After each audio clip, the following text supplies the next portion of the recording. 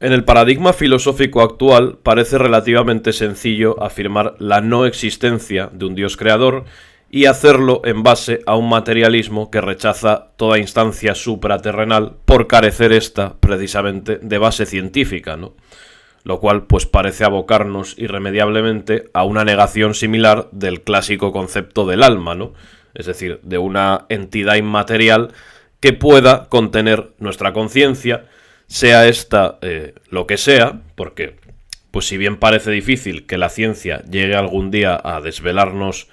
los pormenores y los entresijos de esta conciencia, pues desde luego parece haber un consenso claro en que su origen es físico, es decir, en que ésta reside en ese cableado interior que va por dentro de nuestro cráneo, y por tanto, pues que la mente y el concepto particular que cada uno tiene de sí mismo, eso que se llama la subjetividad, pues nacería de una serie de procesos perfectamente medibles y cuantificables, como pues, el nacimiento de neuronas o la química que inunda nuestros cerebros ante determinados estímulos. Y sin embargo, hay una cosa que el materialismo no puede explicar y sobre la cual un filósofo ateo llamado Michael Huemer habría puesto el acento, y es que sobre cualquier explicación física de la conciencia se cierne la amenazante presencia de una evidente indeterminación material, ¿no? Elucidada en el hecho de que toda transformación que un cuerpo humano va sufriendo a lo largo de los años no altera en medida alguna la identidad de esa conciencia, o por lo menos nuestra percepción de nosotros mismos como un todo identitario, ¿no? E incluso en el caso hipotético de que lográramos implantar nuestra conciencia en otro cuerpo, pues este se convertiría automáticamente en nosotros, ¿no? En aquella persona cuya conciencia acabamos de transferir.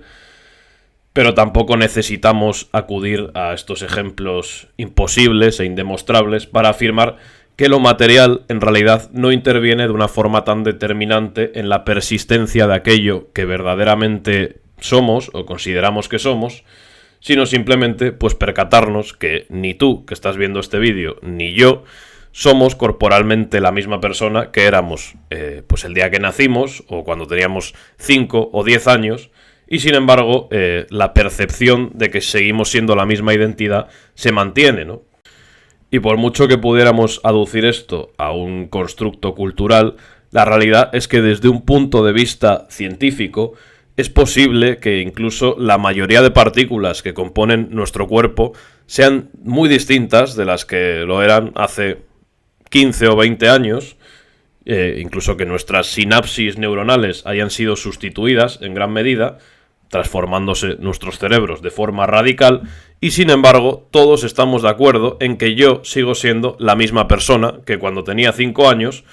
y con esto me refiero obviamente pues a la misma identidad, ¿no? Es decir, ya sé que hay muchos gilipollas que utilizan esta frase tan manida de yo no soy la misma persona que era ayer, pero bueno, la realidad es que si miras un álbum de fotos tuyas de cuando eras un bebé, pues entiendes perfectamente que tú has sido esa persona y que tu conciencia ya estaba dentro de ese cuerpo que era completamente distinto físicamente al que tienes ahora, ¿no? Entonces, la defensa que lleva a cabo Michael Huemer será que aquí tenemos un argumento más que rotundo para inducir la existencia de una instancia inmaterial e inmutable de aquello que tradicionalmente se habría conocido como el alma, y que aún, pese a afirmarnos en un ateísmo incorruptible, debería ser tenida como la alternativa incluso más lógica, a riesgo de llegar a afirmar que nosotros pues no somos verdaderamente el hijo que parió nuestra madre, ¿no? Por el hecho de que en un sentido material habríamos cambiado total y absolutamente a lo largo de los años. Y esto, por cierto, es lo que se conoce como la paradoja de la barca de Teseo, donde, según una leyenda griega recogida por Plutarco, pues aquel famoso barco en el que, pues ya sabéis, Teseo, el héroe griego que había derrotado al Minotauro, pues había regresado de Creta en un barco,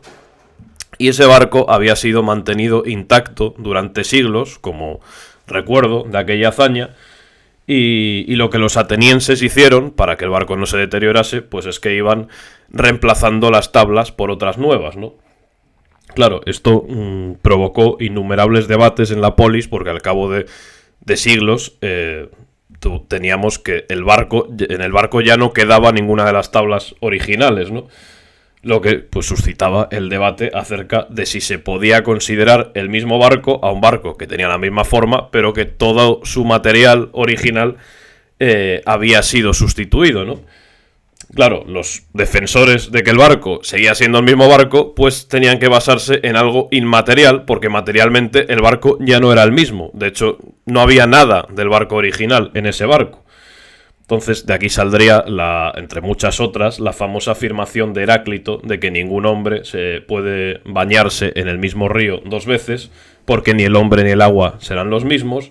que por cierto, pues es una primera formulación de ese eterno devenir que va a influir poderosamente en Nietzsche y que nos llevaría a afirmar que en este caso la barca de Teseo pues nunca ha tenido una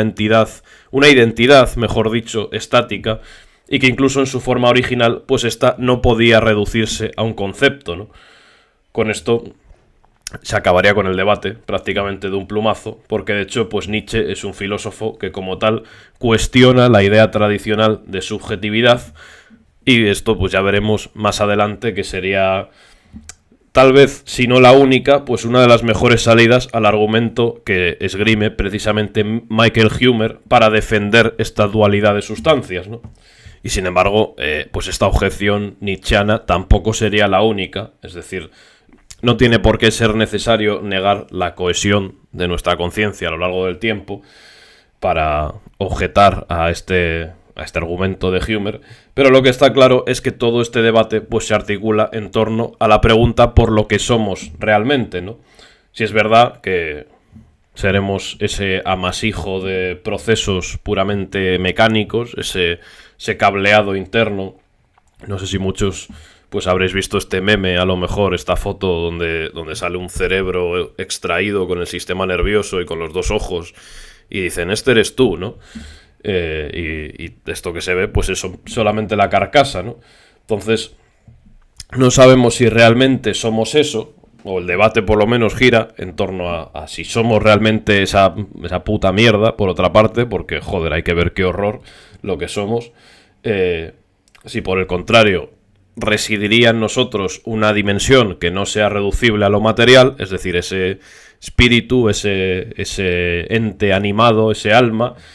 o si es posible, pues una tercera opción, como aquella que aduciría que la conciencia solo es una ficción generada por nosotros mismos, ¿no? Esta sería la posición más nietzscheana al respecto en este debate.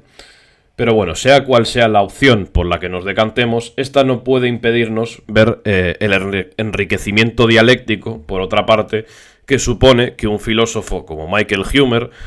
contemporáneo y que se declara abiertamente ateo, pues esté defendiendo una posición tan atípica y que muchos creerían superada ya, ¿no? Como es este regreso a un dualismo de la mente, donde por un lado, pues está condicionada evidentemente por la materialidad cerebral, eso es innegable, pero lo que ella misma es en sí misma, pues se encuentra en otra dimensión, ¿no? Y lo mejor es que Michael Huemer retoma este platonismo con herramientas analíticas bastante renovadas, no solo desarrollando de manera sistemática la existencia del alma, sino incluso una argumentación en favor de su supervivencia después de la muerte. O sea, esto ya es la repera, ya lo veremos también. Y todo esto partiendo de premisas que no están inducidas por la religión, principalmente pues de la experiencia subjetiva, que de algún modo nos lleva a pensar que hay algo en nosotros capaz de sobrevivir a cualquier cambio material.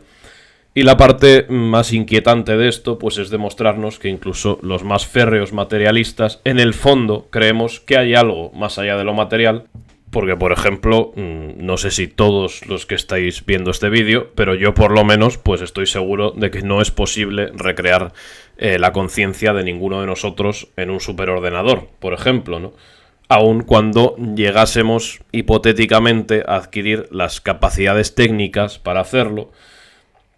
Es decir, yo muchas veces me he imaginado este clásico supuesto, incluso que se trae a colación con los debates sobre la inmortalidad, el decir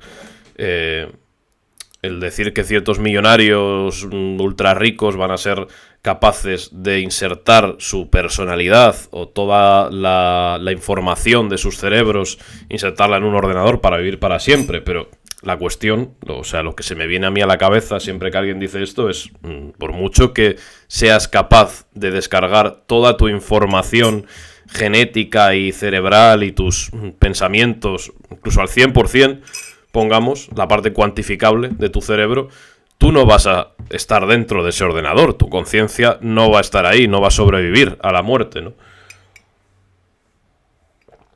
Por ejemplo, pues imagínate que ahora mismo una inteligencia artificial fuese capaz de leer a la perfección, pues eso, todos tus códigos cerebrales y descargarlos en un medio digital,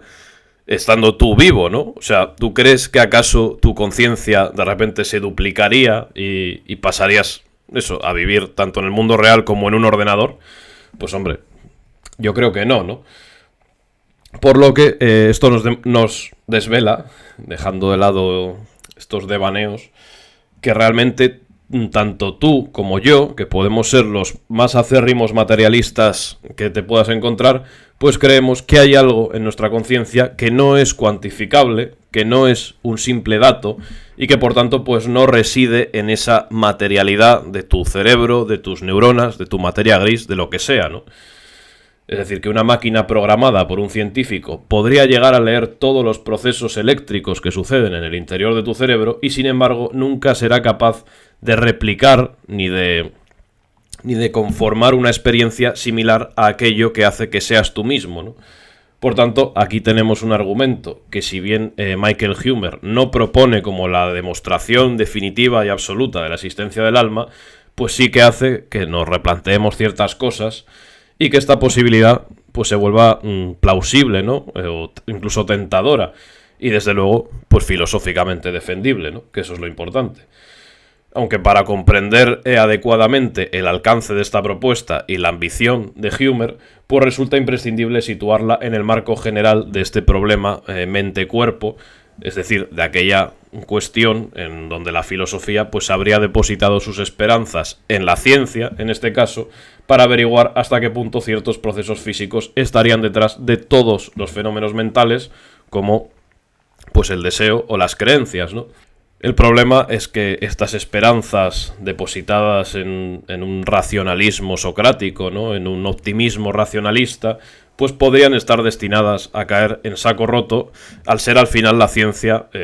como muchos analistas han concluido, pues un juego de lenguaje concreto que no puede llegar a estratificar y a dar razón de todo lo que sucede ni en el mundo, entendido como un todo ontológico, ni dentro de nuestro cerebro, ¿no? Con lo cual, pues siempre queda una puerta abierta a la posibilidad de que haya algo que no tenga un fundamento material, ¿no? Que no sea medible científicamente. Es decir, por mucho que la ciencia avance, pues su aproximación al desvelamiento de la verdad corpórea siempre parece ser tangencial, ¿no? Nunca vamos a llegar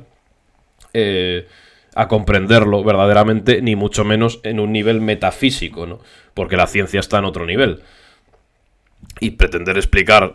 o sea, pretender que algo metafísico sea explicado por la ciencia, pues supondría claramente un salto ilegítimo, ¿no? Y por supuesto, Kant diría que la postulación del alma también supone un salto similar al no haber pruebas empíricas de su existencia. Así que tenemos que ambas suposiciones, tanto la del materialismo férreo como la de este dualismo de sustancias que sorprendentemente algunos filósofos como Huemer contemporáneos defenderían, pues a estas ambas posiciones se igualarían en cierta medida al partir de evidencias incompletas. Por un lado, la de que una gran parte de los procesos psíquicos tiene un origen material, lo cual no quiere decir que todos lo tengan, y por otro, la de que existe una identidad personal que es capaz de sobreponerse a toda alteración física, ¿no? Entonces, pues fijaros cómo cambia el debate, ¿no? De partir de confiar en un materialismo ciegamente a darnos cuenta de que en realidad tanto el materialismo como el dualismo de sustancias o la creencia en el alma están en un nivel similar de evidencia, ¿no? Esto pues no es nada nuevo. En realidad, pues ya los filósofos desde Platón hasta Descartes ya daban buena cuenta de esta particularidad en la que Hume, por ejemplo, se basa, donde la metafísica ya al final necesitaba de estos dualismos, incluso aunque estos presentaban muchos problemas, pero la metafísica pues tomaba como exigencia el establecimiento de esa res cogitans, ¿no?, cartesiana, que pudiera fundamentar aquella especificidad de lo mental que solo parecía darse en lo subjetivo y que era pues muy distinta de las propiedades que se veían en el mundo, ¿no? Y sin embargo, pues eso, como ya hemos dicho, todo dualismo de sustancias acababa chocando con los mismos problemas que cualquier otro dualismo habría tenido que enfrentar irremediablemente en la historia del pensamiento,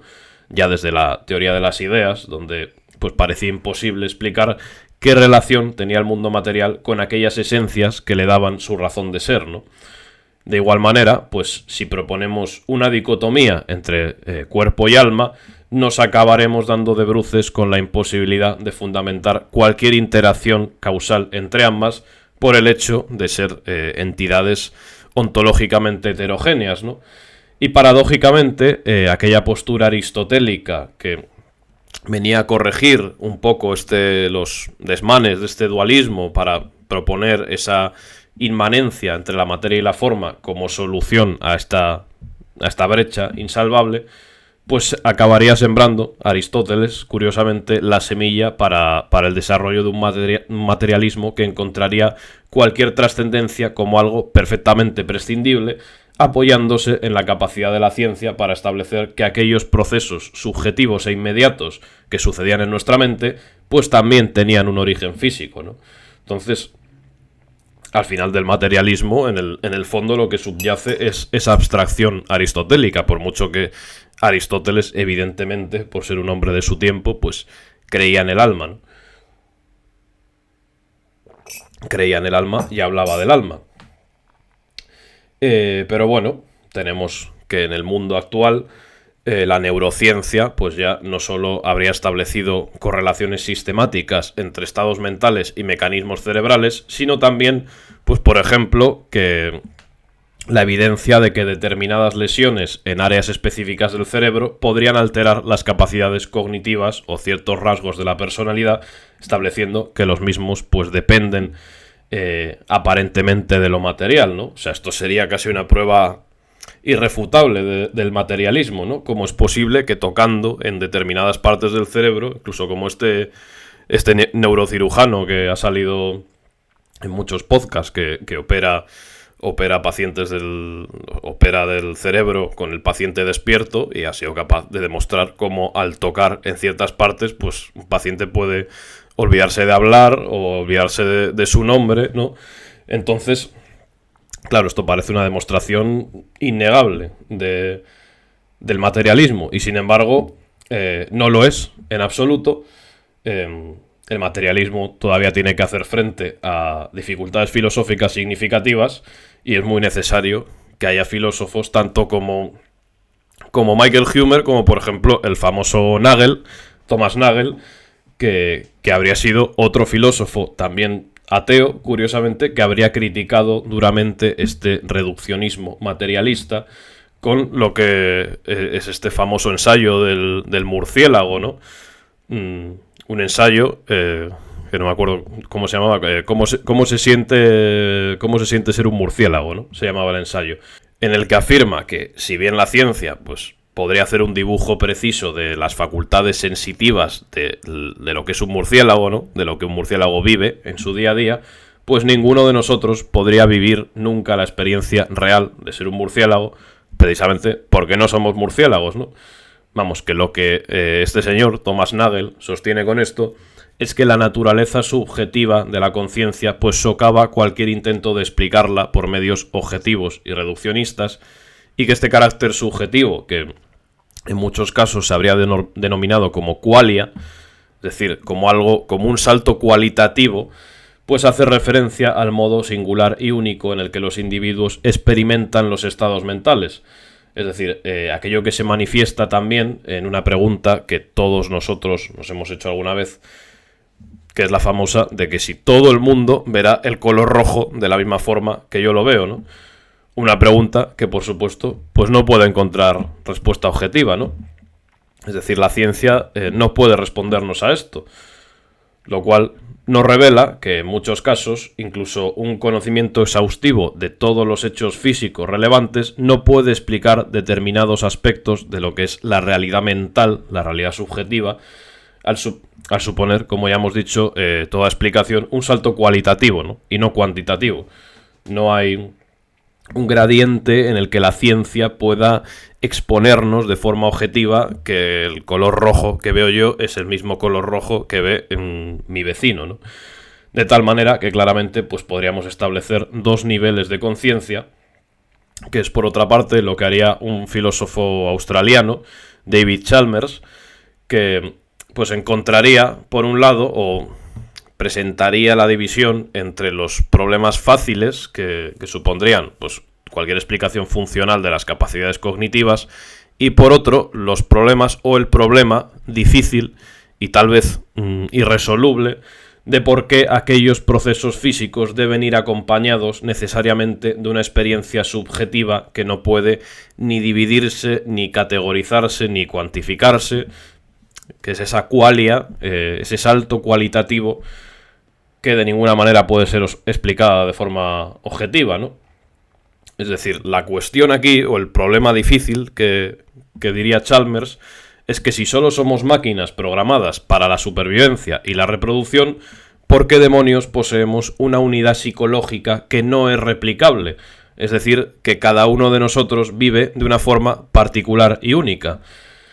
Así que es así como un buen número de filósofos pues vendrían a reforzar esta corriente particular contemporánea en la que pues el rechazo del dogmatismo religioso no tendría por qué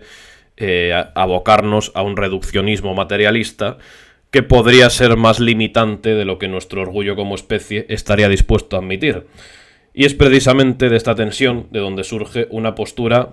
tan rompedora como esta que estamos viendo, la de Michael Huemer, cuyo enfoque pues, puede entenderse como una reactivación contemporánea de las intuiciones dualistas, pero reformuladas en unos términos que se desvinculan, evidentemente, de todo presupuesto teológico, ¿no? Es decir, que a diferencia del dualismo cartesiano clásico, Huemer no estaría postulando la existencia de una sustancia mental distinta, sino construyendo una argumentación analítica, podríamos decir, que parte de rasgos indiscutibles de nuestra experiencia, lo que en cierto modo pues sí que sería una reactivación de aquella noción de lo evidente que tanta fuerza cobraba en la tesis de Descartes y que al final pues no es sino la constatación de que cualquier concepción puramente física de la mente acaba siendo insuficiente, ¿no? Y en un paradigma donde la primacía de las posiciones materialistas amenazaba con sumirnos a todos en ese nihilismo tan absoluto, ¿no? Pues no deja de ser muy valioso el surgimiento de una justificación bien fundada que trate de recuperar la intuición de que lo mental posee un estatuto ontológico propio y además pues que haga esto sin menospreciar los argumentos científicos, ¿no? Aunque a mí personalmente pues el mayor interés que me suscita esta propuesta de Huemer pues es que parte de nuestras intuiciones más básicas y no apela en ningún momento a construcciones artificiosas o a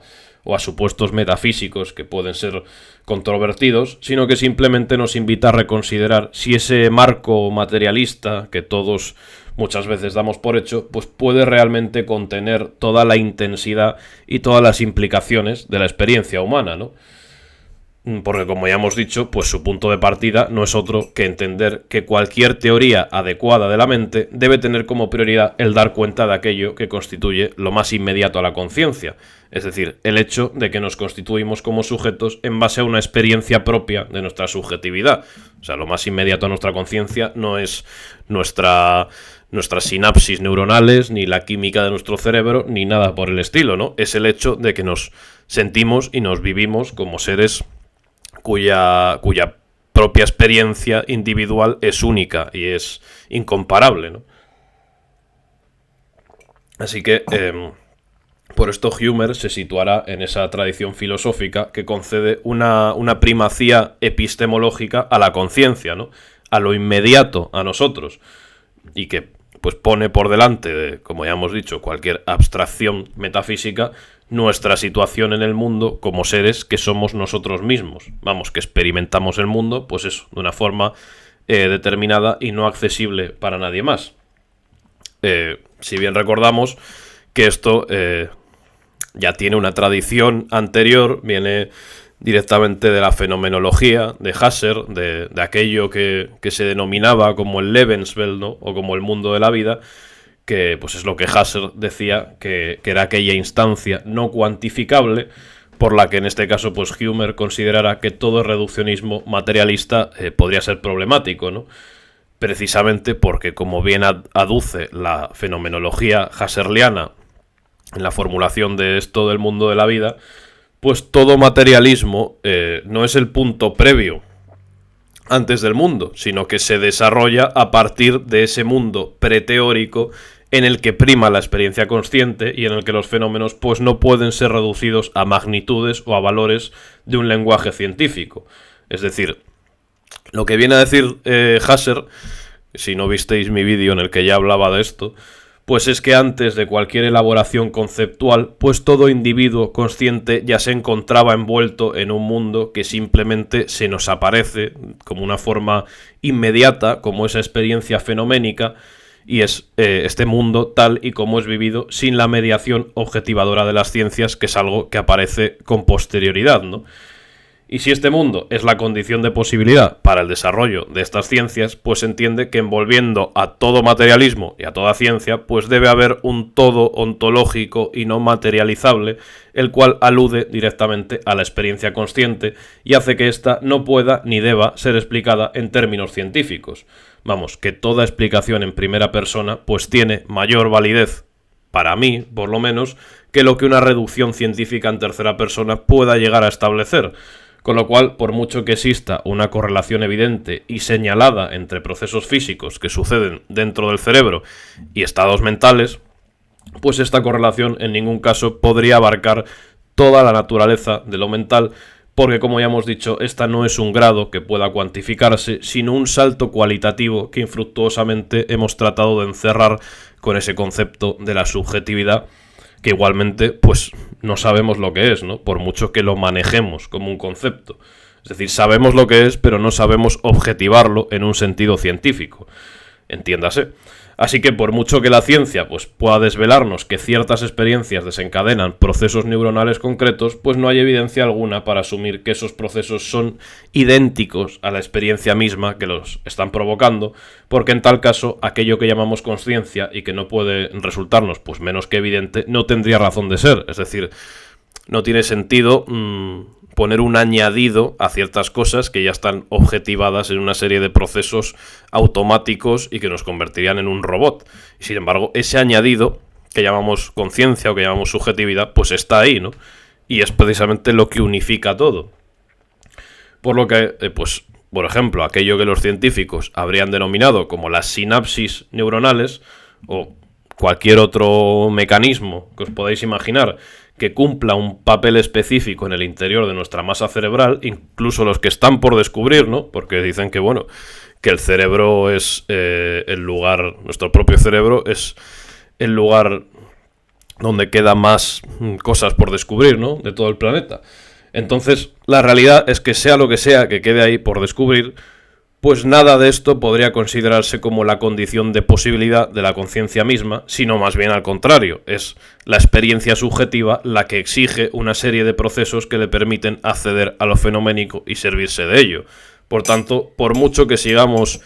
ahí picando en el interior del cerebro y descubriendo nuevos mecanismos y nuevos procesos, la realidad es que lo que estaba antes de todas esas objetivaciones científicas era la conciencia misma, ¿no? Y ese orden cronológico o ese orden de factores no se puede alterar. Y la realidad es que ilustrar esta circunstancia es relativamente sencillo, porque pues basta con ver cómo todo lo sensorial se manifiesta en nuestra conciencia de una forma que no parece reducible a ninguna propiedad física observable, como por ejemplo pues cuando decimos que sentimos un color de una determinada manera, o que una melodía musical pues nos transporta a un lugar en el que tal vez ni siquiera hemos estado, ¿no? Porque por mucho que la ciencia sea capaz de explicar las razones evolutivas que están detrás de esto, pues de ningún modo podría matematizar la dimensión en la que se producen estas sensaciones subjetivas o responder a la incógnita de por qué éstas pueden variar tanto entre seres humanos, incluso entre seres muy cercanos, ¿no? Entre familiares, entre amigos, personas de una misma comunidad. Y aunque esto no constituye, evidentemente, una refutación directa ni definitiva de esas aspiraciones materialistas, pues sí que produce un cierto desplazamiento que nos revela que la carga de la prueba podría recaer en realidad sobre aquellos que afirman que absolutamente todo es físico, ¿no? Porque, pues evidentemente, no parece haber evidencias concluyentes para afirmar esto, por mucho que muchas cosas sean físicas. Esto no quiere decir que todo sea físico, ¿no? Es decir, que, aunque bueno, luego hablaremos, evidentemente, aquí se podría aducir el principio de la navaja de Occam, luego hablaremos de ello, pero bueno, de momento estamos desarrollando un poco el argumento, que de momento podemos decir que desde esta perspectiva, pues se nos abre la posibilidad de que lo contraintuitivo, incluso lo descabellado, así a priori, pues sea afirmar que la ciencia puede dar razón de absolutamente todo, ¿no? De cualquier fenómeno, incluida nuestra propia subjetividad como el primer fenómeno que se nos aparece, ¿no? Porque lo cierto es que el materialismo pues pretende ser una teoría completa de la realidad y en ese sentido cae dentro de aquella categoría de ideas trascendentales que Kant denominaría las de totalidad ontológica y que en ningún caso pueden ser constitutivas porque eso supondría asumir que toda la realidad puede conceptualizarse, ¿no? De tal manera que la de Hume pues podría constituir una apertura no dogmática para un problema que siempre se habría visto atravesado por concepciones rígidas e inamovibles, tanto las religiosas como las científicas, que tal vez pues podían surgir del propio miedo que lo que es la complejidad de este problema pues nos suscita, ¿no? Entonces, si el materialismo no es capaz de ofrecernos una explicación satisfactoria sobre ese salto que se produce entre los procesos físicos y la experiencia consciente, pues nos hallamos ante el inusitado escenario donde la hipótesis de que existe algo más allá de lo físico de repente adquiere cierta plausibilidad, ¿no? Y a todo ello se le une que la conciencia presenta una serie de características que refuerzan esta misma línea argumentativa, especialmente pues esa unidad, ¿no?, de la conciencia, que parece ser capaz de atravesar y de imponerse a toda multiplicidad, tanto de estímulos como de procesos, y que, por ejemplo, nos lleva a no dudar de que aquello que nos pasó cuando teníamos 5 años y yo qué sé, nos caímos... Bueno, eso me pasó a mí, ¿no? Cuando me caí me dio un golpe en la cabeza cuando tenía 5 años, pues no dudamos de que eso lo viví yo, ¿no? Incluso aunque materialmente pues fuese una persona radicalmente distinta. Pero es que además la misma experiencia consciente que estamos viviendo en este momento se nos aparece como un todo unificado, ¿no? Como una unidad fenomenológica que como mínimo pues plantea la dificultad de dividirlo, de estratificarlo y reducirlo a procesos físicos diferenciados, ¿no? Porque esa es la principal cualidad que tiene lo físico o lo material, que puede dividirse. Y el caso es que nuestra experiencia, esto que estamos viviendo, esta subjetividad, claramente no puede ser dividida. No podemos objetivar los distintos procesos que la producen, ¿no? Así que bueno, pues es evidente que dentro de nosotros existe una facultad de síntesis y de abstracción, que es aquello que el propio Kant iba a denominar como el sujeto trascendental, y que te lleva a ti a captar de forma inmediata, por ejemplo, pues que este es un material audiovisual donde hay aquí un tío con ínfulas de filósofo metiendo una chapa legendaria, y prácticamente leyendo este guión que me he escrito hace un rato, porque el guión me lo escribo yo, o sea, no sé qué coño os pensáis, vale que sí, que casi todo el rato estoy leyendo, también improviso bastante, pero bueno, estoy leyendo lo que me he escrito yo estos días, ¿sabes? O sea, no sé. Y bueno, el caso es que tú interpretas al momento o bien que estoy leyendo algo que me ha redactado ChatGPT, o bien que estoy leyendo algo, pero bueno, tú interpretas que aquí hay un tío metiendo una chapa, ¿no? No necesitas unir los puntos y ver primero al tío, luego recibir el sonido, luego recibir los colores, luego ir interpretando el título, sino que lo que recibes lo interpretas de una forma sintética, ¿no? Y de hecho sabemos que se descartan muchos de las cosas que percibimos, de los elementos son descartados o desechados por nuestra mente, que es capaz de crear una imagen casi arbitraria de lo que quiere que veamos, ¿no? Y es el hecho de que esto se produce de forma inmediata, es decir, la espontaneidad con la que sintetizamos una enorme multiplicidad de estímulos y le damos un sentido, sobre todo, lo que nos lleva a preguntarnos si no hay algo más que un recipiente material que funciona pues como un superordenador, y si en realidad ese sentido reside en algo inmutable e inmaterial, ¿no? Si en cierta medida somos nosotros los que ponemos ese sentido, como también aduciría Kant, ¿no? Entonces, pues bueno, tenemos que uno de los ejes principales de la argumentación de Hume consiste en la persistencia del yo, o mejor dicho, en la problemática de no poder precisar lo que hace que una persona siga siendo la misma aún después de todo tipo de alteraciones físicas, ¿no? Porque si nos atenemos estrictamente a lo que dice la ciencia, es decir, si tan materialistas somos, pues nos hallamos de repente en el aprieto de constatar que pues el ser humano, y especialmente, o sea, el cuerpo humano y especialmente el cerebro, pues está sometido a un proceso casi constante de cambio por el que habríamos de concluir que las personas pues están constantemente dejando de ser quienes son, y que pues yo no podría ser el mismo o no voy a ser el mismo dentro de 5 años, por ejemplo, cuando mis células y mis conexiones neuronales hayan sido modificadas radicalmente. Y sin embargo, a pesar de todo ello, pues lo más probable es que dentro de 5 años vengáis aquí y os encontréis al mismo imbécil que lo deja todo para el último momento,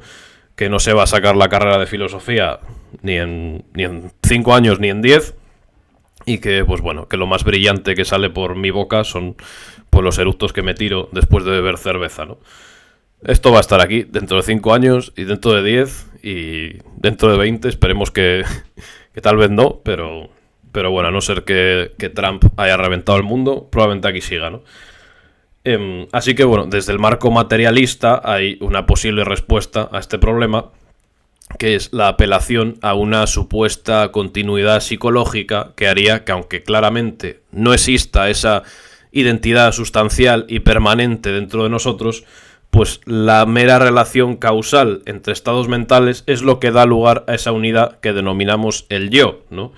Es decir, que al final los cambios que se dan en nuestro interior pues son progresivos y están regidos por la causalidad y por la funcionalidad, de tal manera que aparentemente nada surge de la nada y la identidad pues puede mantenerse a lo largo del tiempo, ¿no? Esta es una línea de pensamiento también bastante asociada a la tradición empirista, no tanto a la de Hume, que ya veremos también que puede ser en realidad una objeción importante a Hume. Curiosamente Hume va a objetar a Hume, pero por ejemplo autores contemporáneos como Derek Parfit lo que habrían hecho sería tratar de debilitar lo que es la noción del yo sustancial, pero no para sustituirlo por una entidad inmaterial y garante de un sentido, sino por una red de conexiones psicológicas que presentan continuidad entre sí y que pueden seguir fundando la identidad sin renunciar a la explicación materialista.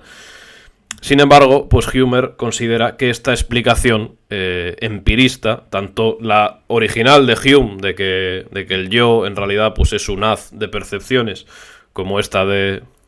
Parfit, pues Humer va a considerar que estas explicaciones no logran capturar la intuición pura y ordinaria de la identidad personal, ya que ésta consistiría en reducirla a un sujeto numéricamente idéntico que persiste a través del tiempo, cosa que además pues choca con el hecho de que la memoria es falible o es manipulable, o incluso si vamos más allá, pues existen ciertas enfermedades o ciertos daños graves en el cerebro ocasionados por accidentes que pueden acabar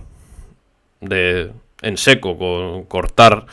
de un tajo esa continuidad, y sin embargo la identidad personal pues obviamente no perece con ellos, ¿no? De tal manera que si achacamos esa identidad personal únicamente a la continuidad de los procesos mentales, pues estaríamos en riesgo de considerar que personas que han sufrido estos daños cerebrales habrían dejado de ser ellos mismos, ¿no? Aún incluso, porque sí que es verdad que hay gente que dice, no sé quién, desarrolló Alzheimer, dejó de ser quien era, ¿no? Pero evidentemente no ha dejado de ser quien era, simplemente se ha olvidado, ¿no? Y para poneros un ejemplo tal vez más aceptable, existen infinitos, numerosísimos casos de personas que han tenido un accidente cerebral, han perdido sus recuerdos, de hecho es lo más común, han perdido sus recuerdos y al cabo de un tiempo los han recuperado, ¿no? Entonces, si nos atuviéramos a la explicación puramente materialista, esto daría a entender que podríamos dejar momentáneamente de considerar a esa persona quien era, porque se ha dado un golpe y ha perdido sus recuerdos, y posteriormente esa persona volvería a ser quien era. Pero claro, si nos atenemos a la hipótesis de la continuidad, de que solo la continuidad identitaria es la que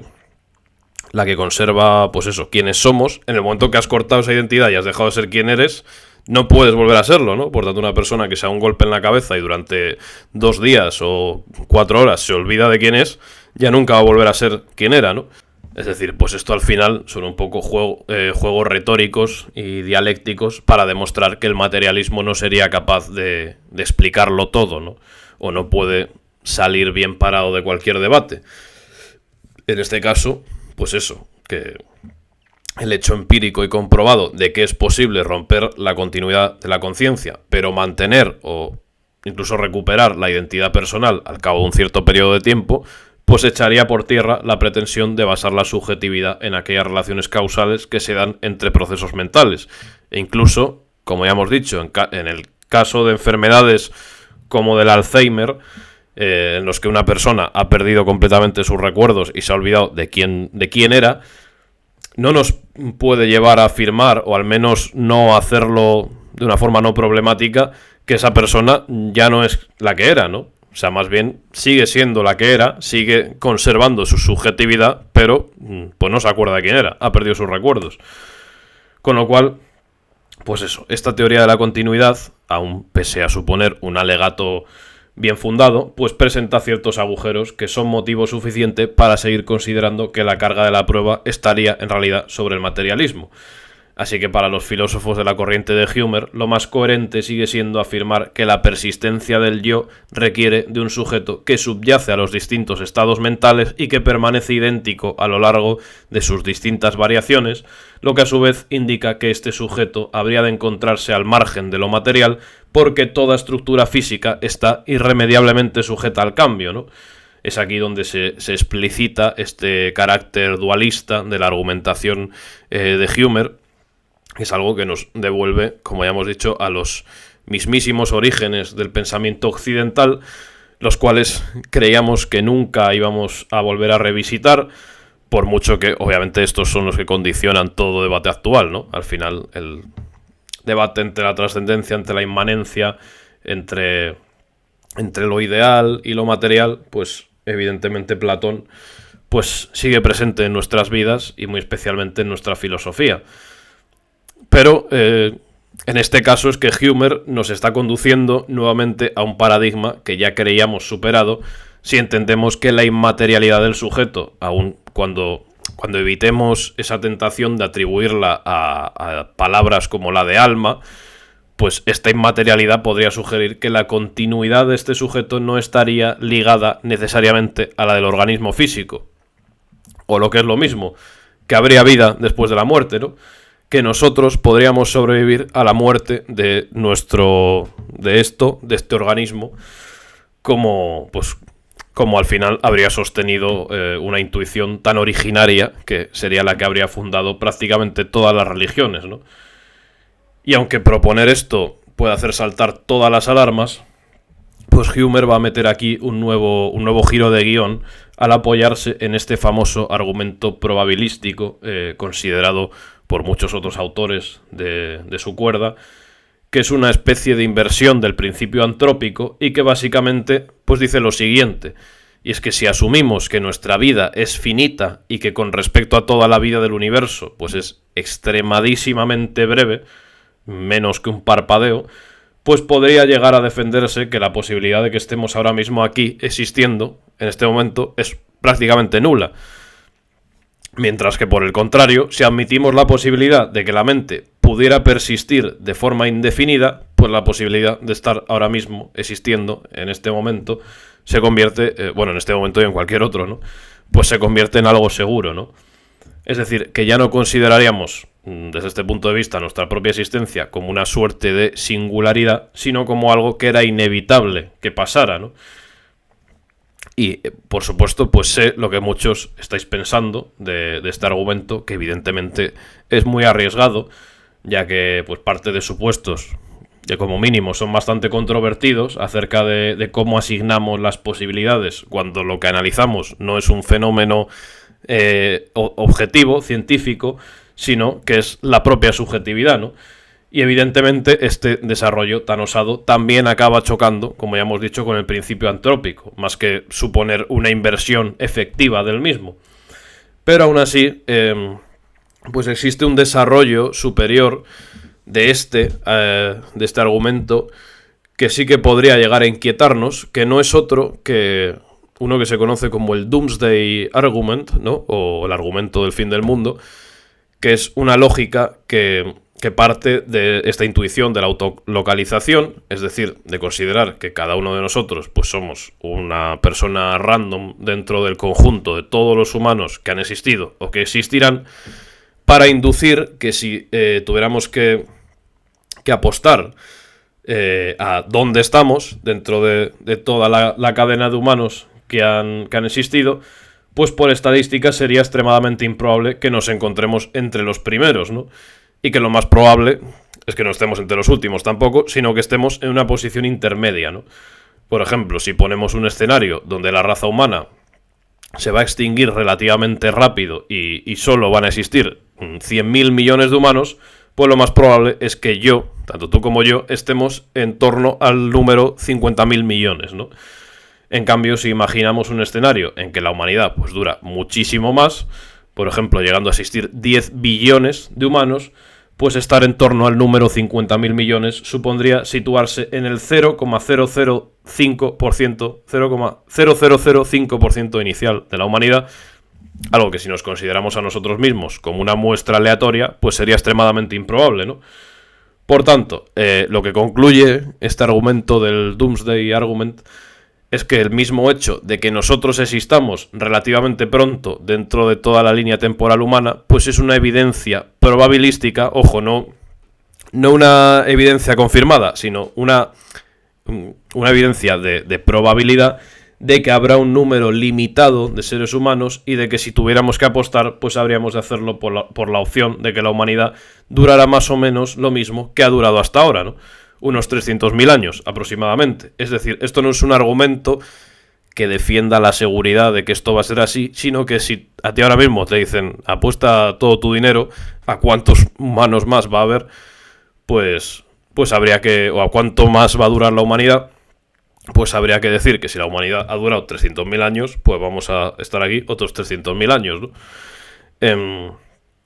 Evidentemente, pues este argumento no está exento de una gran polémica y de múltiples resultados paradójicos, pero lo interesante es que la lógica de Humer pues constituye casi una inversión del mismo al inferir que, que este argumento no apunta a un final casi preestablecido para la humanidad, sino precisamente al hecho de que el universo más probable es aquel en el que existen conciencias de carácter ilimitado. Es decir, nuevamente, si a ti te dicen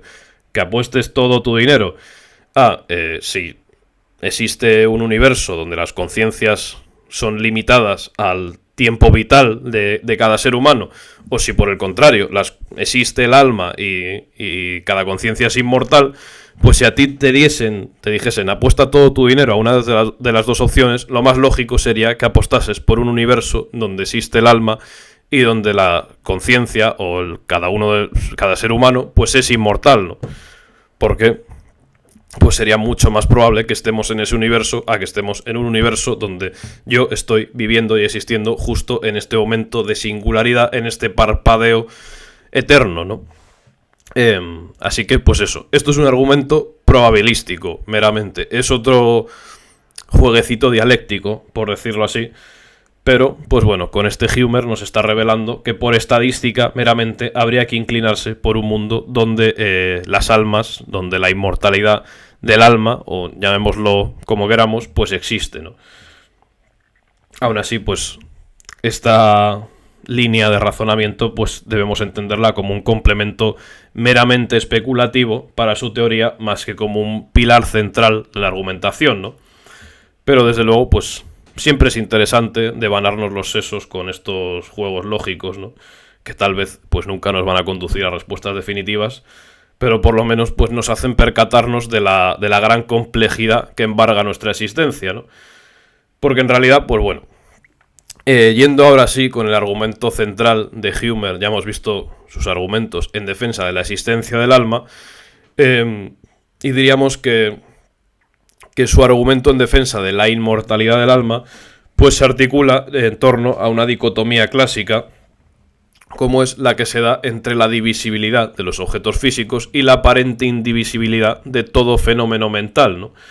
Un contraste que tiene antecedentes claros también en la tradición cartesiana y que Hume retoma con el propósito de mostrarnos la aparente ingenuidad de establecer un vínculo directo entre la mente y lo material.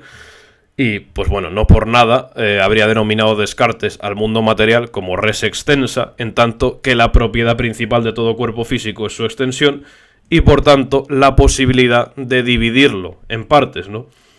En cambio, la res cogitans, o la mente, pues se caracteriza por el pensamiento racional y se nos presenta como una entidad perfectamente simple y, por este mismo motivo, indivisible, ¿no?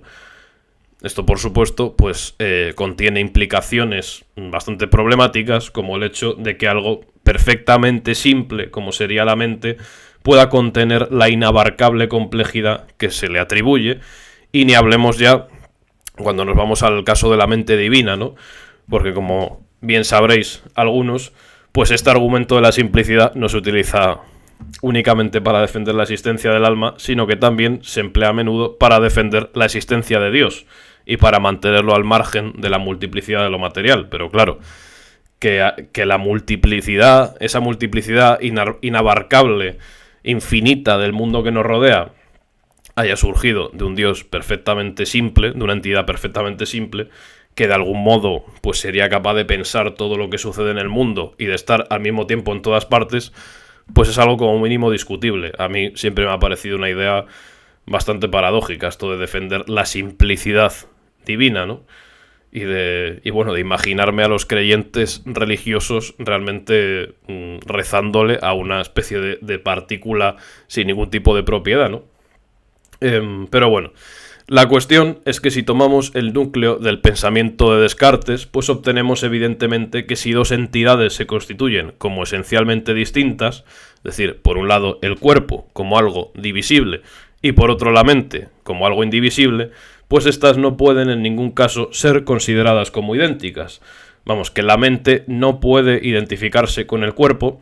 que es una premisa que evidentemente va a constituir el pilar básico de todo dualismo de sustancias, y en la que por supuesto Hume se estaría apoyando, aunque eliminando todo trazo teológico que originalmente pueda residir, ¿no?, en este desarrollo cartesiano. Por tanto, ahora el énfasis no va a recaer tanto en la noción de sustancia comprendida en un sentido metafísico fuerte, sino en el puro análisis de las propiedades fenomenológicas de la experiencia, de tal modo que se recurre a la evidencia más ordinaria de que los estados mentales se nos presentan siempre como algo indivisible y de que existe una continuidad clara entre el yo que se ha levantado esta mañana de la cama para ir a currar y el que estoy siendo ahora, ¿no? Incluso, aunque ahora mismo no sería capaz de acordarme ni de lo que he comido, además esto es verdad, o sea, no me acuerdo, pero dejándolo de lado, pues la continuidad está ahí, ¿no? Porque la realidad es que sigo siendo la misma persona, es decir, la misma identidad, incluso, pues yo qué sé, incluso aunque ahora después del vídeo me fume un porrazo de gramo y no me acuerde de lo que estaba haciendo hace un momento, ni de cómo he llegado ahí. Entonces, incluso aunque esta línea de memoria pueda romperse, como en efecto lo hace, pues es evidente que yo no voy a dejar de ser la persona que soy en ningún momento.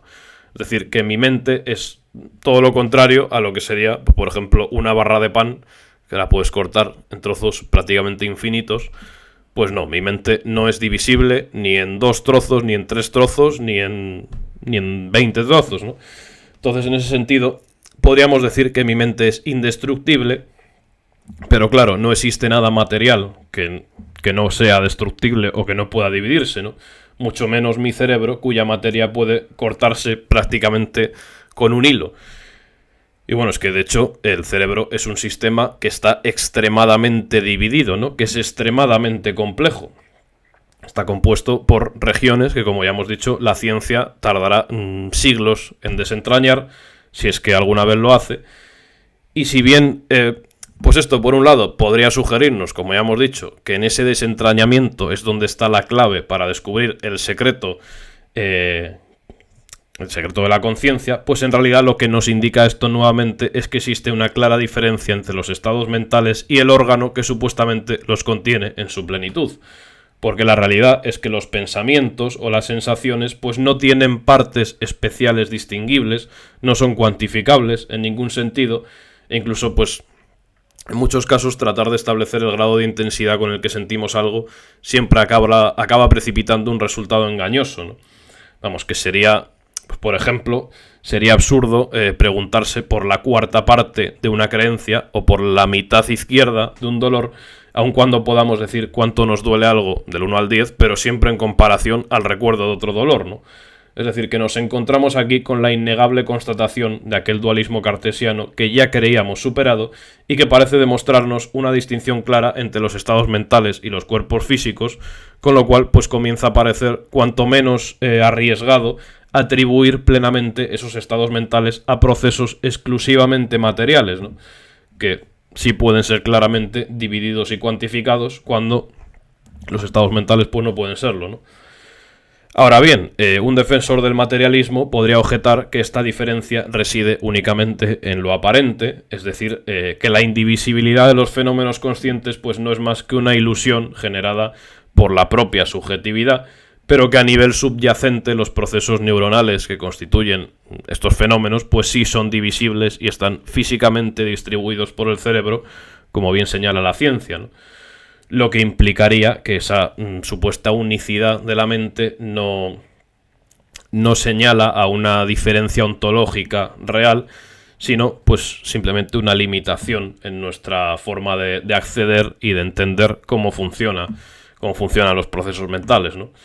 Aún así, Humer dirá que estas objeciones no desplazan o no logran desplazar la carga de la prueba, porque con ellas los materialistas no estarían explicando de forma real y convincente por qué la indivisibilidad de la mente es ilusoria, ¿no? Porque al final es lo que están diciendo, ¿no? Nosotros, nuestros pensamientos y nuestra conciencia lo vivimos como algo único. Entonces, si tú me quieres demostrar que esa unicidad es mentira, pues me tendrás que aportar argumentos convincentes, ¿no? Así que ante la falta de estos argumentos deberíamos seguirnos quedando con la intuición inmediata que establece una diferencia clara entre lo psíquico y lo material. Esto es tremendo, ¿no?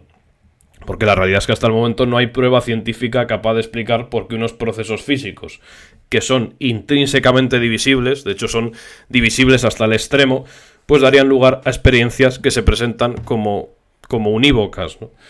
Es decir, que la cuestión pues va más allá de si todo estado mental puede llegar a correlacionarse con los procesos físicos que suceden en el interior del cerebro, porque esto no resolvería el aspecto cualitativo de la identificación de lo físico con lo mental,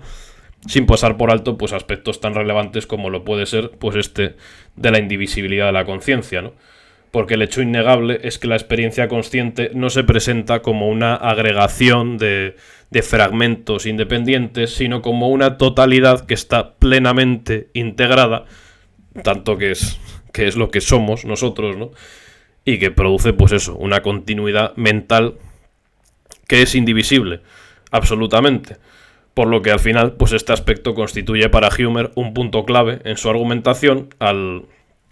consistir un indicio claro de que lo físico y lo mental pues son dominios radicalmente distintos, ¿no? Tanto ontológicamente como incluso científicamente, ¿no? Pero como ya hemos dicho, pues esto puede tener unas implicaciones que van más allá de la plausibilidad de que lo mental no sea idéntico a lo físico, que es una insinuación que ya de por sí pues es tremenda, pero a la que ahora pues se une la deducción de que si la mente es algo distinto del cuerpo, y si esta distinción reside en que el cuerpo es divisible y perecedero, mientras que la mente presenta una unidad absoluta,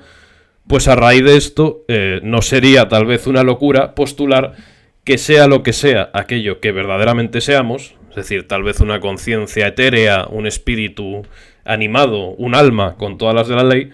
pues esto que somos tal vez tenga la facultad de vivir para siempre, ¿no? A diferencia de ese cuerpo que se desgasta y que se muere como todo lo material, ¿no? Hume pretende justificar esta posibilidad aludiendo a aquello que en dialéctica se denomina la concebibilidad. Es decir, que cualquier escenario que nos pase por la cabeza,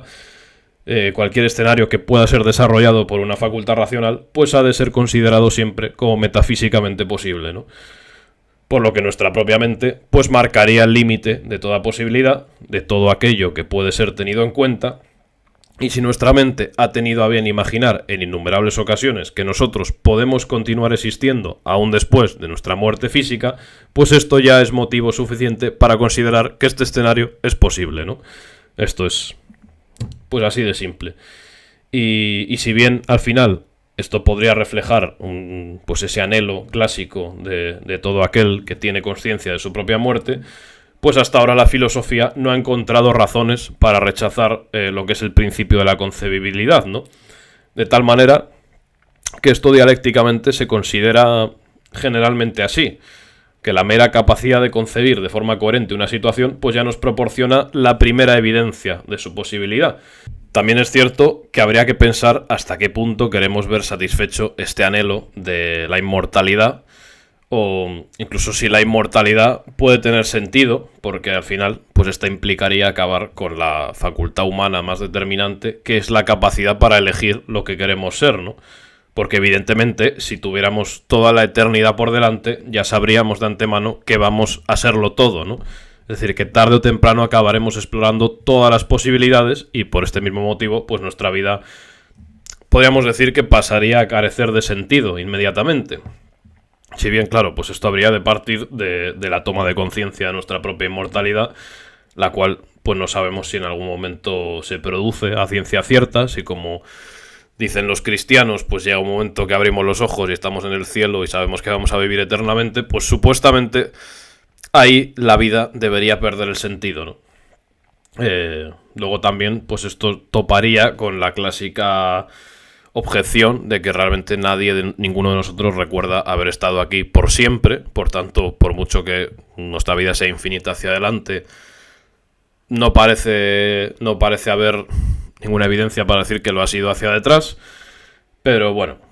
el tema de si el alma puede tener un principio y aún así no tener nunca un final, pues es otra cuestión que no voy a abordar en este momento, porque lo importante, lo que asegura Hume, es que es perfectamente concebible que la mente pueda seguir existiendo tras la muerte del cuerpo y que solo por eso pues ya es una posibilidad metafísica, ¿no?, a tener en cuenta. E incluso desde esta perspectiva se puede considerar que ciertas objeciones a la teoría, como el hecho de que no podamos recordar nada anterior a nuestra vinculación con este cuerpo, ¿no?, o incluso aquellas otras objeciones que señalan que ciertas lesiones cerebrales graves pueden tener un gran impacto en lo mental y alterar efectivamente la personalidad, pues todas estas objeciones en realidad no serían suficientes como argumento para establecer necesariamente la identidad entre mente y cuerpo, porque la realidad es que en ningún momento se ha demostrado, ni probablemente se demostrará esta identidad al 100%. Porque al final lo único que esto señala, por ejemplo, el hecho de que físicamente el cerebro influya en nuestra forma de pensar y nuestra personalidad, lo único que señala es una relación contingente, ¿no? Una relación que podría ser temporal,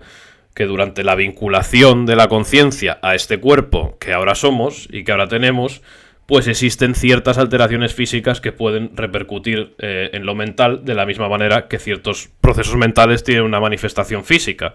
Y sin embargo, esto no demostraría de forma concluyente que esta conexión se vaya a dar en todos los escenarios y por lo tanto que la muerte del cuerpo implique la desaparición de aquello que lo físico parece no haber sido capaz de explicar por completo, ¿no? De tal modo que la intuición más inequívoca podría seguir siendo aquella que propone una independencia de la mente con respecto a lo material, que es una intuición pues que por algún motivo históricamente ha estado siempre presente en nuestros ancestros y que al final solo un exacerbado orgullo cientificista habría logrado desterrar, ¿no? Un orgullo que por otra parte, pues ya hemos visto en numerosas ocasiones que acaba topándose con la realidad de que la ciencia pues no es más que otra interpretación de la vida que tendría una objetividad innegable en su ámbito, en el ámbito científico, pero que fuera de él pues no tendría más valor que la religión o que el arte, ¿no? O incluso que la ciencia sería también una forma de arte, como diría Nietzsche, otro impulso estético que estaría tratando de imponerse al resto, pero que en ningún caso pues, puede suponer una explicación totalizante de la existencia, ¿no? Por supuesto, con esto yo no estoy diciendo que debamos entusiasmarnos con esta plausibilidad de lo que es la inmortalidad del alma o de la existencia del alma como la que nos presenta Humer, porque él mismo va a afirmar que la suya pues no es una demostración en absoluto de la existencia del alma, sino simplemente una forma de cuestionar ese reduccionismo materialista que creía haber sido capaz ya de responder a las preguntas más complejas, ¿no? Porque, por ejemplo, si aludimos a esta estrategia de la concebibilidad, vemos que en este caso particular, pues esa apelación adquiere una fuerza especial por apoyarse en una concepción que nuestra mente desarrolla sobre su propio destino, ¿no? Es decir, en este caso, la concepción que se apoya en este principio de concebibilidad es la mayor concepción que se puede hacer porque es sobre el propio elemento que lleva a cabo las concepciones, ¿no? Sobre la conciencia. Lo que a su vez pues nos revela la soberbia o incluso la ingenuidad que reside en la visión que pretende objetivar el fenómeno de la subjetividad y subsumirlo a la óptica científica, ¿no? Como si nosotros no poseyéramos ya un acceso privilegiado a nuestra propia naturaleza subjetiva, ¿no? Estando ya inmersos en ella. Es decir, aquí pues el ser humano se muestra una vez más como el perfecto esclavo de sus propias creaciones, pretendiendo hacerse pues por medio del lenguaje científico, no solo con los misterios del mundo que nos rodea, sino con lo único que en realidad ya poseíamos de antemano, ¿no? Que es nuestra propia mente, nuestra experiencia consciente. Y paradójicamente, pues cuando hacemos esto, cuando trasladamos la subjetividad a una objetivación externa, pues acabaríamos perdiéndonos a nosotros mismos, ¿no? Y tirando por la borda lo poco que teníamos y renunciando a poder entender pues esa subjetividad sin pasarla por este filtro de la ciencia que al final la desvirtúa por completo, ¿no? Por lo que Humer pues lleva a cabo un ejercicio bastante pragmático al reivindicar la plausibilidad de aquellas intuiciones sobre nuestra propia conciencia que emergen de nosotros mismos, ¿no?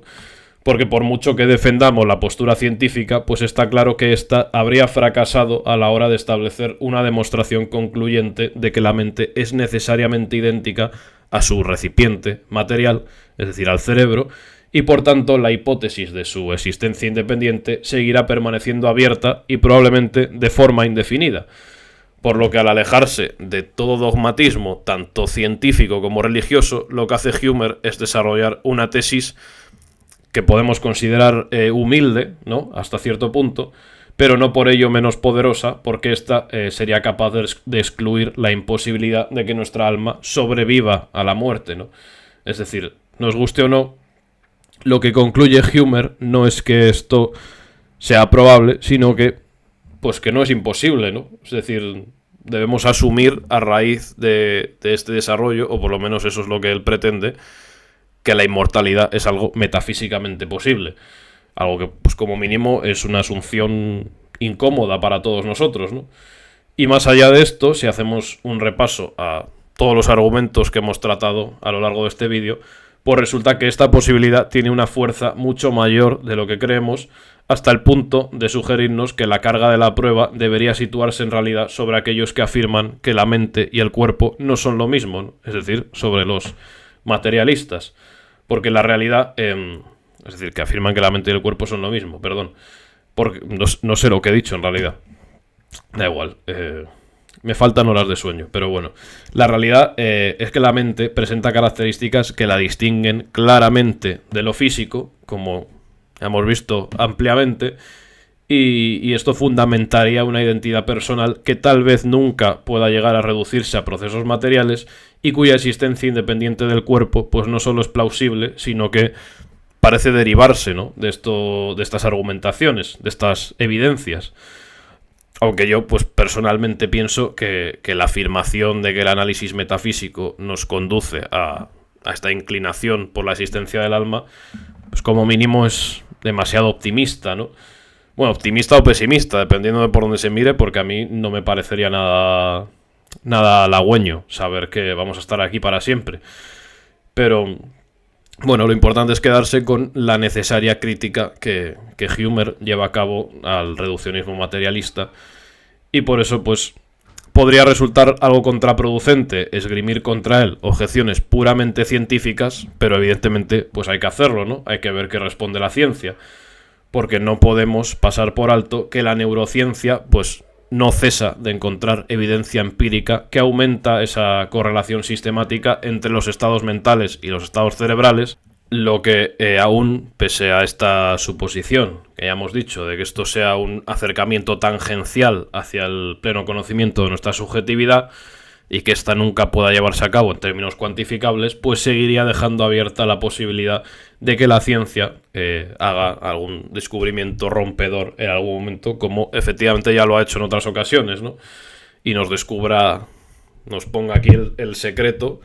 de la unicidad identitaria, ¿no? De hecho, pues bueno, yo qué sé, en la actualidad, desde hace mucho tiempo ya disponemos de estas técnicas de neuroimagen, ¿no?, que habrían permitido mapear el cerebro con una precisión cada vez mayor, la actividad cerebral, ¿no?, que se asocia a distintos procesos mentales, que como ya sabéis, pues aparece coloreadas ciertas partes del cerebro, y son unos avances que al final, para este debate, no pueden ser en absoluto ignorados, ¿no?, pero que tampoco conviene tomarse como si la ciencia pues hubiese logrado la reproducción fidedigna de nuestras propias experiencias, como si nos hubiese hecho un dibujo de la subjetividad,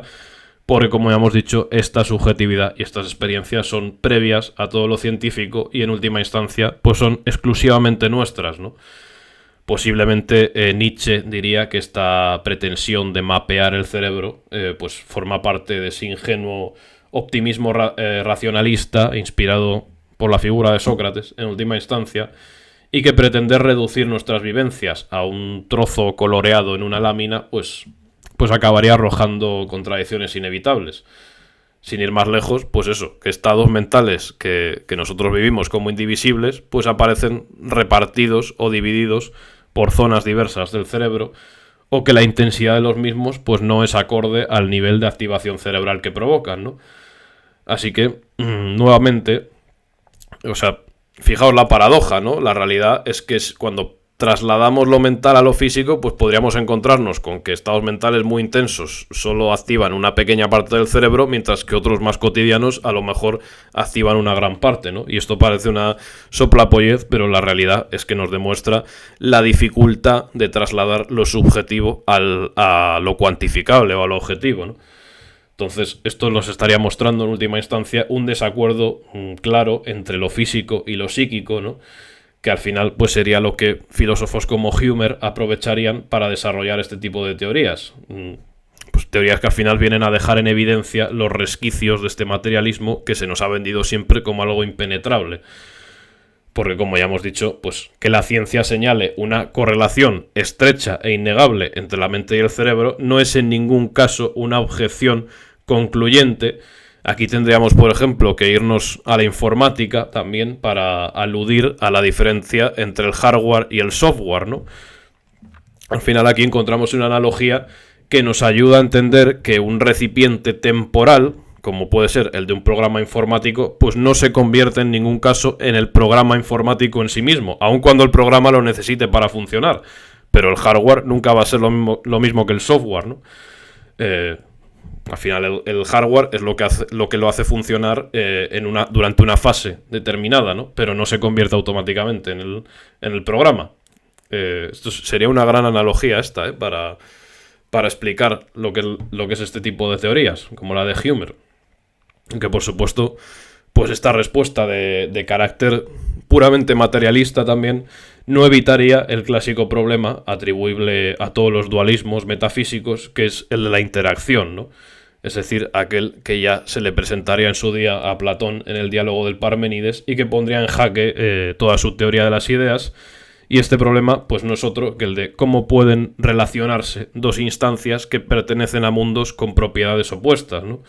Lo que, trasladado a la teoría que estamos tratando hoy, pues cuestionaría claramente la posibilidad de que el alma, siendo una entidad inmutable e indivisible, pues pueda desencadenar alteraciones funcionales en un cuerpo que estaría siempre sujeto al cambio, ¿no? Es decir, que la teoría de Hume pues no trata de rechazar en ningún momento la correlación clara entre los estados físicos y los mentales, porque esto es un hecho científico indudable, pero al mismo tiempo estaría achacando ambos a entidades de un corte radicalmente opuesto. Y esto puede suponer un gran problema, porque si la ciencia no es capaz de explicar cómo se producen los estados mentales, pues como mínimo podríamos considerar una incógnita o un contrasentido el hecho de que estos tengan una manifestación física, lo cual pues no sucedería si aceptamos la reducción materialista del dualismo, ¿no? Porque de lo contrario, pues habríamos de asumir que la argumentación de Hume va en contra de nuestra concepción clásica de la causalidad, por la cual pues toda interacción requiere de algún tipo de contacto dentro de un mismo plano ontológico, ¿no? Y este de hecho sería el principal motivo que en su momento habría llevado también a Aristóteles a desarrollar toda una metafísica que corrigiera este error subyacente a la teoría de su maestro, de Platón, introduciendo esa inmanencia para poder explicar las distintas manifestaciones de las sustancias. Y es que la trascendencia platónica pues no puede explicar en ningún caso cómo algo inmaterial puede ser la causa de la esencia de algo material sin poder relacionarse, como ya hemos dicho, en el mismo plano.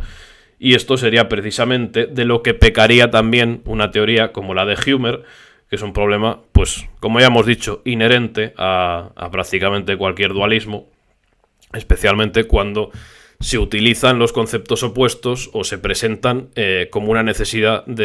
con una relación de necesidad intrínseca, ¿no? Cuando se ponen dos objetos, que son, dos conceptos, que son radicalmente opuestos, pero que se necesitan el uno al otro para existir. Y bueno, en este sentido, tampoco podríamos dejar de lado la crítica empirista, que ya hemos visto un poco por encima antes, a lo que sería el concepto del yo, que al final creo yo que va a ser lo más determinante, tanto la crítica empirista como el desarrollo de Nietzsche posterior. Yo creo que es lo más determinante a la hora de afrontar este debate, porque esta crítica al concepto del yo, pues evidentemente cuestionaría desde un punto de vista metafísico el hecho de que exista una sustancialidad subjetiva única, y diría que esto pues podría ser una creación cultural, ¿no? Más que algo propiamente empírico. Así que, por ejemplo, pues si nos vamos a Hume, a David Hume, pues él diría que cuando dirigimos la introspección hacia nosotros mismos no nos encontramos con esa entidad simple y permanente a la que alude Hume, sino pues nos encontramos con una sucesión caótica de percepciones, a partir de la cual pues se desarrollaría esta tesis empirista de que el yo pues es un haz de percepciones, ¿no? Un haz de pensamientos o un abanico de pensamientos unidos por relaciones de asociación, de tal manera que toda idea de un yo estable, como ya hemos dicho, pues se convierte en un constructo psicológico resultado de ese mismo mecanismo tan humano que constituye el intento de unificar y de dar sentido a lo que observamos en el mundo. Es algo que podemos ver manifestado en otros muchos fenómenos y que la misma psicología habría categorizado, ¿no? Que nosotros tenemos una capacidad de síntesis y el empirismo pues estaría sosteniendo que la misma identidad personal está afectado por esto, ¿no? Que es al final un patrón generado por nuestra percepción, pero que en ningún caso existe como algo real. Y esta sería una línea de pensamiento que se radicalizaría con aquella disolución del sujeto anunciada por Nietzsche, que además de cuestionar la existencia del yo, pues también afirma que esta es el resultado de procesos culturales y principalmente lingüísticos, ¿no? De lo que se podría deducir que nuestra confianza ciega en la existencia de un yo, de una subjetividad, pues no es más que una deformación producida por nuestra realidad gramatical, donde el sustancialismo tan propio del lenguaje nos llevaría a pensar que existe un sujeto detrás de cada verbo, ¿no? Cosa que en realidad pues no es más que otra interpretación humana, pero en ningún caso pues puede ser un fundamento atribuible a la realidad. Es decir, que el yo, según los empiristas y según Nietzsche, no existe. Así que, pues eso, en este caso la pretendida unidad del sujeto se disolvería inevitablemente en ese eterno devenir que atraviesa la existencia, compuesta por una inabarcable multiplicidad de perspectivas que estarían en lucha constante,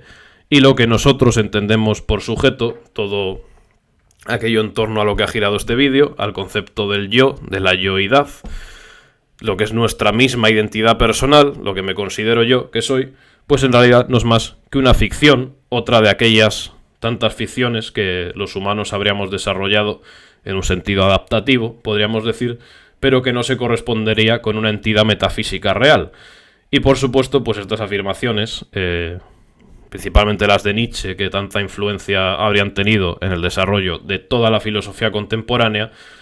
pues tienen implicaciones determinantes para este debate, en tanto que de un plumazo pues se cargarían uno de los dos polos de este dualismo postulado por Hume, ¿no? Así que bueno, en ausencia de un sujeto persistente que pueda identificarse con la noción del alma, pues esta teoría ya carecería de un suelo sobre el que apoyarse. De ahí que yo personalmente creo que no es la ciencia la que tiene que resolver este debate, sino que desde un punto de vista metafísico hay posiciones que pueden ser muy determinantes, ¿no? Y a todo ello habría que añadir como objeción también a Hume, pues que ese orgullo materialista que él pretende denunciar puede llegar a justificarse, ¿no? Hasta cierto punto la ciencia puede presumir de que históricamente sus explicaciones pues han sido capaces de describir fenómenos que anteriormente parecían irreductibles, con lo cual, pues aunque en este caso la carga de la prueba pudiera recaer sobre la ciencia, eso no finaliza el debate, porque estamos poniendo precisamente la carga de la prueba sobre algo que avanza incluso a pasos agigantados a veces, ¿no? Y habría que seguir yendo con cautela a la hora de introducir entidades de carácter no físico en la ecuación, a sabiendas de que si hay alguien que puede llegar a descartar esas construcciones, pues esos son los científicos, ¿no? Y esta es una realidad que incluso los más fervientes seguidores de Nietzsche debemos aceptar, aún bajo la advertencia de que la ciencia pues debe permanecer siempre como una de esas convicciones que debemos usar y consumir en nuestro beneficio sin que llegue a convertirse en un fin en sí mismo que nos use y que nos consuma a nosotros, ¿no? Cosa que desgraciadamente pues ya habría sucedido. Pero bueno, con todo esto, desde una postura puramente materialista se podría argumentar acertadamente que las dificultades actuales para explicar el fenómeno de la conciencia no implican que esta explicación vaya a quedar fuera del marco físico, sino que simplemente pues la ciencia aún tiene un largo camino por recorrer. Es decir, asumir que la ciencia no va a ser capaz nunca de dar cuenta de ello, pues es como decir que Cristiano Ronaldo no va a llegar a los 1000 goles o a ganar un mundial o incluso otro balón de oro. O sea, es apostar un poco en contra de una máquina que ya te ha demostrado en innumerables ocasiones que sí podía hacer aquello que se había propuesto, ¿no? Por muy difícil que esto pareciera. Y como ya he dicho hace un rato, pues en este caso solemos recurrir al principio clásico de la navaja de Occam, o tan clásico que es medieval, pero que es un principio que no falla. Es como las navajas de Albacete, ¿no? Pues la navaja de Occam es, como muchos sabréis, ese principio que apela a no multiplicar innecesariamente las entidades dentro de un mismo problema. Es decir, que ante la concomitancia de dos o más explicaciones posibles, pues siempre deberíamos quedarnos con aquella que requiera un menor esfuerzo metafísico, es decir, con la que implique una menor cantidad de elementos. Y esta es, por supuesto, pues la explicación materialista, ¿no? Que no debe recurrir a estas creaciones artificiosas como la del alma, o la de Dios, o la de la inmortalidad. Y de hecho la navaja de Occam, pues, se suele usar muy a menudo en estos debates entre ateos y teístas, ¿no? Porque al final, pues, aducir a que todo el mundo a todo lo que existe se explica en términos materialistas, pues en teoría sería mucho más sencillo que aducir a la existencia de un Dios y de una misión divina y de un Espíritu Santo y del alma y de todos estos rollos que en este caso se aplica a debates en los que no hay ni evidencias reales ni de lo uno ni de lo otro, ¿no? Entonces todo cambiaría si tuviéramos evidencias reales de la existencia del alma, pero ante esa indeterminación que el propio Hume admite, pues lo más óptimo, desde un punto de vista puramente metodológico, sería rechazar la introducción de nuevos conceptos en esta ecuación, ¿no? De tal manera que esto pues supondría un giro de guión a todo lo dicho anteriormente, donde veríamos que la carga de la prueba pues vuelve a donde estaba, vuelve a recaer sobre el dualismo o sobre las posiciones que defienden la existencia del alma, y todo pues vuelve a su cauce, ¿no? O sea, el materialismo pues se convierte nuevamente en la mejor herramienta para explicar el mundo, aun cuando todavía no haya sido capaz de hacerlo, pero como es la forma más sencilla, más pragmática de explicarlo, pues es con la que debemos quedarnos, ¿no? Pero bueno, pues sea como fuere, no hay duda de que corrientes como esta que representa Hume pues son absolutamente necesarias para poner de relieve que el materialismo no es una posición incuestionable y que de hecho pues debería ser frecuentemente sometido al escrutinio de la filosofía, porque bueno, pues está claro que la cuestión de la experiencia subjetiva está muy lejos de resolverse.